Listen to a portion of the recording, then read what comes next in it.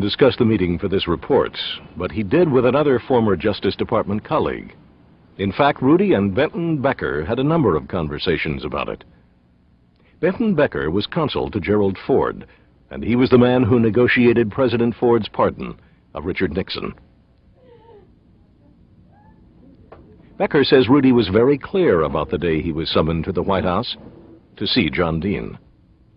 That is a momentous event. That is a momentous event, and one that one does not forget very quickly if one is a local prosecutor and receives a telephone call from the counsel to the President of the United States. Dean told Rudy to bring with him the evidence that had been seized from Phil Bailey's home or his apartment and his law office. Most unusual request. Assistant United States Attorney Rudy speaking to the counsel to the President of the United States. Becker says Rudy and Rudy's boss Don Smith took to the White House 2 personal telephone directories seized from Bailey.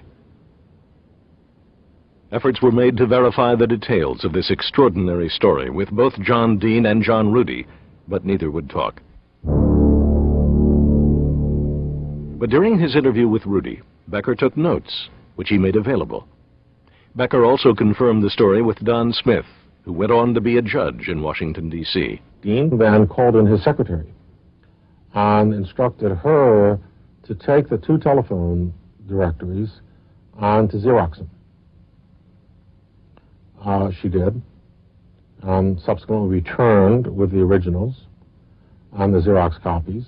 The Xerox copies were retained by Dean, and all originals were returned to Mr. Rudy and Mr. Smith.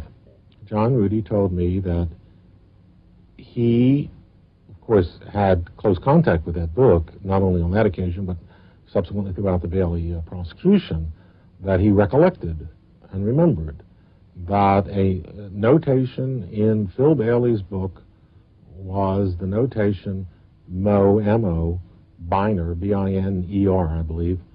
Mo Biner was John Dean's girlfriend, shortly to become his wife. It has not been possible to confirm independently that her name was in the address books. Mo Dean's alleged inclusion isn't proof of anything. Other prominent Washingtonians were also allegedly listed in Bailey's address book. The entire file on the Bailey Columbia Plaza case is missing from government archives. This call girl ring was being investigated by Detective Schaffler.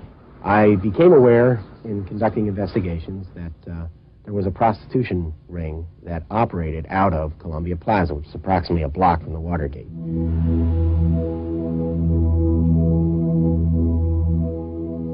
The Columbia Plaza call girl ring particularly interested Detective Schaffler because he says it involved the leading mafia boss in Washington, Joseph Francis Nesline. He had a very close female associate whom they identified as Heidi. And they told me that Heidi was a former stripper and that she was had a reputation for being a party girl and for being involved in at various times in various levels of prostitution activity. They further went on to tell me that Heidi Reichen was also a very, very close friend of a girl and a roommate of a girl whom they identified to me as Mo, the wife of the counsel to the president, John Dean. There are several photographs of Heidi Reichen with Joseph Nesline and with his wife, Josephine Alvarez. Now, not only was Heidi a roommate of Mo Dean's, but in fact I received similar information concerning his wife, Josephine Alvarez, and that earlier, before their marriage, Josephine Alvarez shared an apartment with Mo Dean and Heidi Reichen. In her book, Mo, A Woman's View of Watergate, Mo Dean has several references to her close friend, Heidi Reichen. At Mo's wedding to John Dean, Heidi Reichen stands behind her, fixing her hair. The implication that one of Nesline's underlings could have a relationship with a girl who, in effect, had the ear of the president's counsel concerned me. Mr. Nesline has been identified as the protege of Meyer Lansky, the king of organized crime. Now, Meyer Lansky made a statement once that someday they, meaning organized crime, would put a man in the White House and he wouldn't even know it. Well, it's chilling to me that Mr. Nesline could have a close female associate such as Heidi Reichen, and in fact she could be the roommate of the counsel to the President of the United States, his girlfriend, Mo. I think that knowing how organized crime operates and knowing what type of an individual that Nesline himself was and who he associated with, it's inconceivable to me that he wouldn't have made some attempt to take advantage of this situation in some way.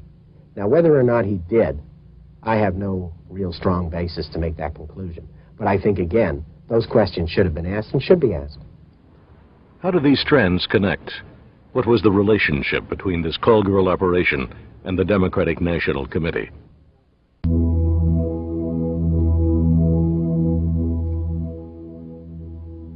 Len Kolodny has researched the unanswered questions of Watergate for 7 years. He wrote the bestseller Silent Coup about the scandal with co-author Bob Getlin. Now living in Tampa, Florida, Kolodny is still pursuing the answers to Watergate. Kolodny's thesis that the call girl ring stretched right to the heart of the Democratic National Committee is both sensational and controversial. During the term of that call girl ring being in existence, one of the places they set up in early 1972 was a branch office at the Democratic National Committee.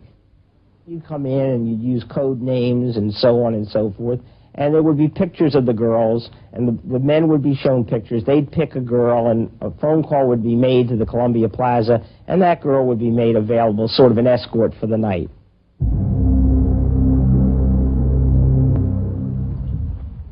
For 20 years, it's been thought that the mission of the burglars was to obtain political intelligence about the Democrats by bugging the phone of Larry O'Brien, chairman of the Democratic National Committee.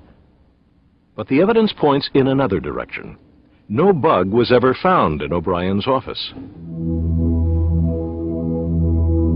was going in these windows, into these offices, turning the lights on. That's when Baldwin was... Detective John Barrett is the officer who discovered